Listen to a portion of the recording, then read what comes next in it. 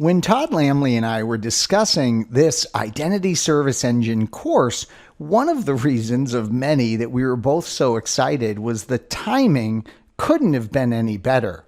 The Identity Service Engine is now all grown up at version 3.0. Let's take a moment to get everyone excited about just some of the new features in ICE 3.0. ICE turned 3 in September of 2020. But we begin with just one thing that is really, really great, and that is a consistency in interface.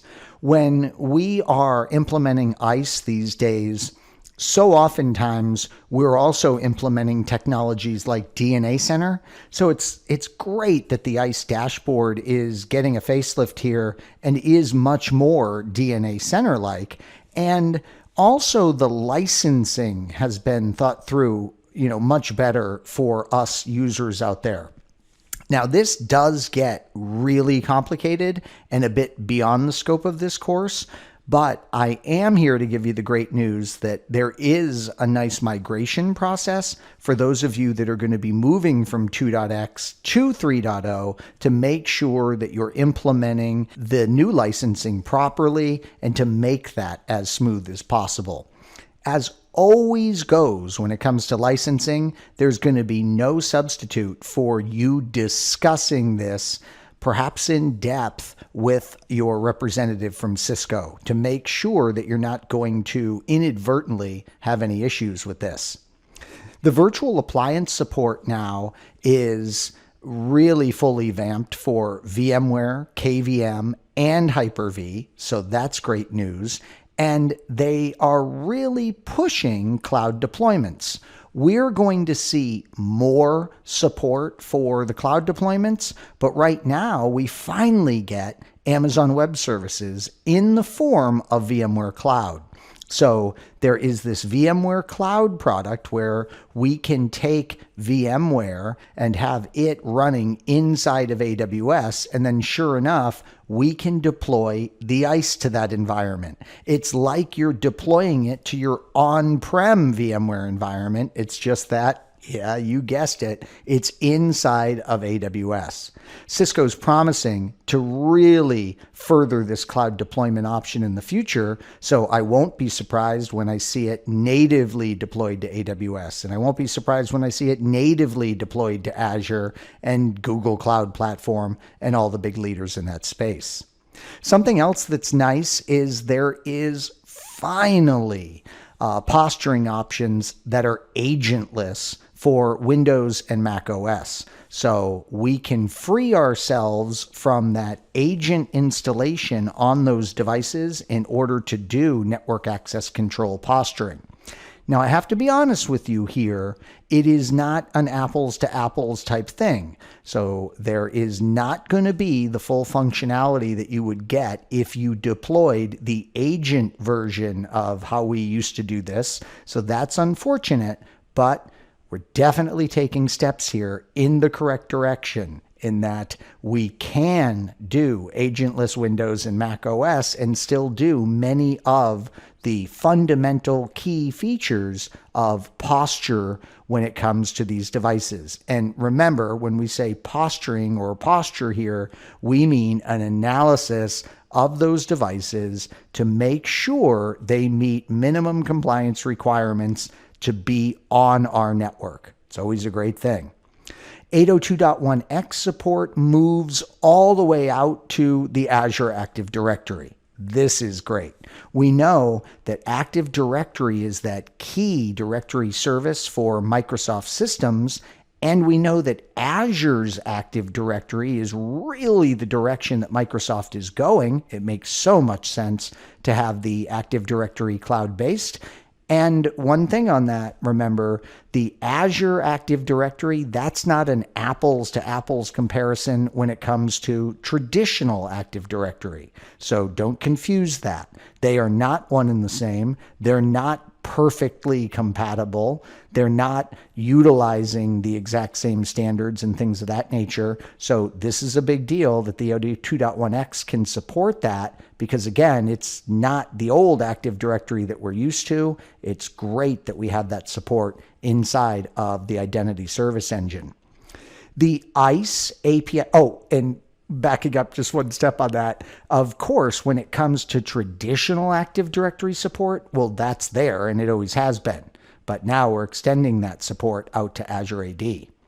There's finally an API gateway built right into the Identity Service Engine. So we're going to have a much smoother process when it comes to shooting those API requests to the Identity Service Engine. And very DNA Center-like, we finally have health checks that are available for the client population out there of devices. So that is a great thing.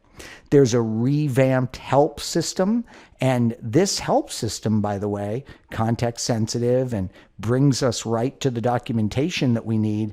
The help system also does incorporate a search feature just for features themselves inside of ICE.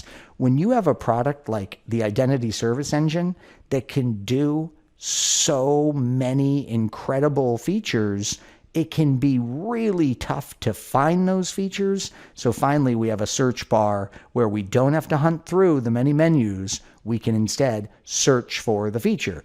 This reminds me of like a cloud platform itself. In Amazon Web Services, there is so many features and services that more and more these days we find ourselves utilizing the search bar inside of that cloud-based service to find exactly what we need. There is a debug wizard, and the debug wizard is available to us for finding out exactly what has gone wrong. So you got to love this. This is centered around clients.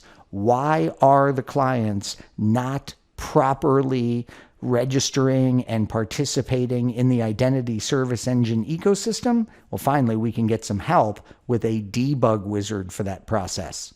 Telemetry, we know, is picking up steam in our industry. It's so much better to have devices themselves proactively pushing health information and metrics regarding any aspect of the operation, pushing those up to some central receiver, as opposed to like a simple network management approach where we are polling to get that information. So we're not having it pushed to us, we're having to pull it off of those devices, and that is very inefficient when it comes to the telemetry approach of having that information streamed in an automated fashion and a push fashion from the Identity Service Engine. We know TCP dumps can be a key ingredient in our investigation and troubleshooting of the network. Those have been enhanced. There is an improved PX grid interface. So when we want to have the Identity Service Engine participating in the population and collection of the PX grid information that is being shared across the security devices of Cisco systems, it's great that we have an improved interface for that. And we're seeing more and more integration, as you might expect, with the Cisco application-centric infrastructure. So for those data centers where ACI is the star of the show, the Identity Service Engine can help out more there than ever before. There's also an endpoints scripts wizard added. So there's going to be the ability to, from the Identity Service Engine, automate on your endpoints in your network key functionality and aspects, like maybe we want to remove in an automated fashion some legacy antivirus software, for instance. So no problem. Thanks to the Endpoint Scripts Wizard, we can create those scripts to automate those manipulations of our endpoints right from the Identity Service Engine. A lot of these features are making the Identity Service Engine much more DNA Center like, and that's a great thing since so many of us are so impressed with DNA Center's abilities to help us automate and orchestrate and analyze and validate that the devices in our network are functioning the way they should. I mean, think about those automated health checks and just how important that would be.